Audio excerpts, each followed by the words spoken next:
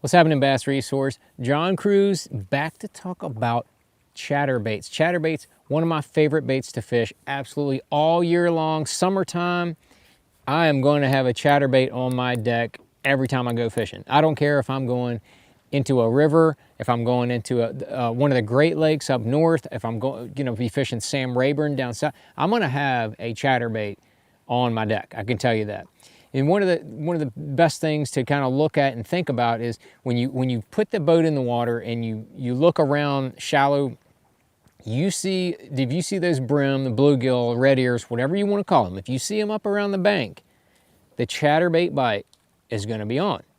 So the baits that I'm going to choose are going to be the ones that emulate those bluegill, those brim, those pumpkin seed, whatever you want to call them, whatever they are. If you see them up around the bank, you need to be throwing the chatterbaits. And like I said, probably my number one choice is going to be a half-ounce green pumpkin Z-Man jackhammer chatterbait with a spunk shad 4.5 inch on the back. This is probably like my default summertime chatterbait. Clear water, slightly stained water. This is going to be my call right here. You can skip this thing up under boat docks really well. You can skip it up under tree overhang limbs. You can just throw it wherever you think that a bluegill might live and be hanging around the bank. This is just a great combination. Now, I've got a couple variations. If you get a little more stain in the water, or if you have like a heavy overcast condition day, that's when I like going to a black and blue chatterbait. And I'm going to have either a black and blue or bruiser flash spunk shad on the back. That's more of what I'm going to be going to. Like I said, a little more stain in the water, heavier overcast. That's about the only time I'm going to vary from the green pumpkin. I'm going to go to the black and blue. That's a good mix up right there. This is definitely more for when you're fishing southern impoundments, middle part of the country, places like that. I've caught a lot on that black and blue in the summertime. Just a absolute killer. In the summertime, your thought process for me on the chatterbaits is you want that bait to be erratic.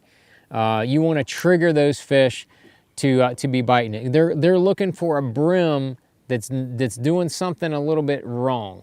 You want to throw it by that boat dock, and then as you're reeling it, you throw it over there, and then as you're reeling it, you're not going to just make a steady. All of a sudden, you might just give it a little quick pump like that, and that chatterbait's going to kind of shoot off to the side. It's going to bounce off to the left. You don't have to rip it with your rod in the summertime. Just something where you get a little bit erratic with it. You throw it, you kind of reeling it along, and then maybe you do a little quick variation like that. That triggers a ton of summertime chatterbait fish right there. That one little tip right there will trigger a bunch of them. And this is, like I said, we're imitating bluegill. That's what those fish are feeding on up shallow most of the year. Like I said, boat docks are a huge key. But there's another variation and another part that I want to mention when we're talking about chatterbaits in the summertime, and that's when we go up north and you go to this clear water.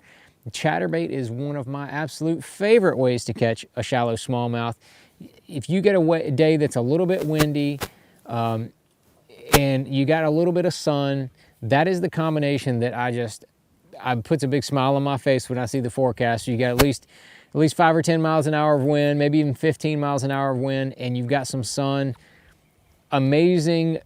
I mean, I've caught them on just dead slick sunny days as well up north, catching smallmouth. Great Lakes, Lake St. Clair, Finger Lakes in New York as well.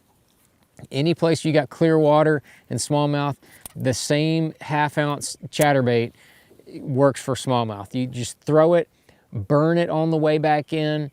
You don't have to really hardly do anything crazy with the smallmouth. You just have to get it in front of them, and when they bite it, they are going to absolutely crush it. Absolutely crush it. It is so much fun. But there's one variation that I wanted to show you, and that's the little stealth chatterbait. I dropped down to the 3.5 inch spunk shad and green pumpkin. I use a half-ounce most of the time as well. This is also a really good alternative on the smallmouth. Don't sleep on the little stealth guy for the largemouth as well. Things get a little bit tough. You still want to be fishing something that's you're covering a lot of water with. Maybe you're fishing tidal fishery that has a lot of bluegill in it, and you want to kind of downsize a little bit. That stealth, the little stealth blade, the little clear blade, can be a really good way to do that as well. So don't sleep on that little variation of the chatterbait. But my setup is going to be mostly the same as it is all year long. I'm going to have that Sunline shooter, 18-pound fluorocarbon. I've really experimented a lot with the different line sizes.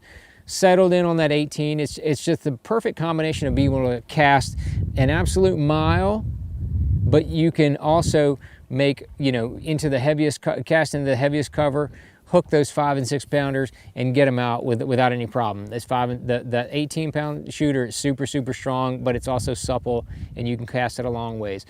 Higher speed reel, 7-to-1 Daiwa Zillion SVTW, and then a 7-4 Cashin Chattergrass rod. This rod is got a moderate action, as you can kind of see right here, which means it bends from like the middle part of the rod all the way out once you put pressure on it. It is not a flip and stick. You do not want a fast taper. You want more of a moderate taper on your chatterbait rod. I have really seen this. If you want to just have a fun fishing day and go up and catch some smallmouth, put a stiffer rod on and see how many of those smallmouth you lose, because you're going to lose probably half of them or more that bite it. Get that slower tapered rod and you're going to bump that up to over 90% of the fish that bite it, you're going to get them in the boat. So that's just word of the wise. Been doing this for a number of years, catching a lot of smallmouth on the chatterbaits, experimenting a lot. And the rod makes a huge difference. So that rod with largemouth, it turns into like almost 100% land ratio when you have that little bit more moderate, little slower taper. This is just the rod that works for me, but this is the style action that you want when you're fishing a chatterbait for whenever you're fishing it. So that's the summertime. Remember, green pumpkin, and sometimes black and blue. In the summertime, speed, I'm probably fishing a 1/2 ounce almost exclusively. There'll be times I may bump up to a 3/4 if I really want to burn it and keep it down 3, 4, 5, 6 feet. That's going to be another alternative. Maybe I'm bumping up to a 3/4. Speed, a little bit erratic on your retrieve. You will trigger a lot of strikes in the summertime. And then just if you go up north and throw it for smallmouth, I promise you will have a blast catching smallmouth on that chatterbait. So smallmouth, summertime, largemouth, summertime, chatterbaits, that's the way to go.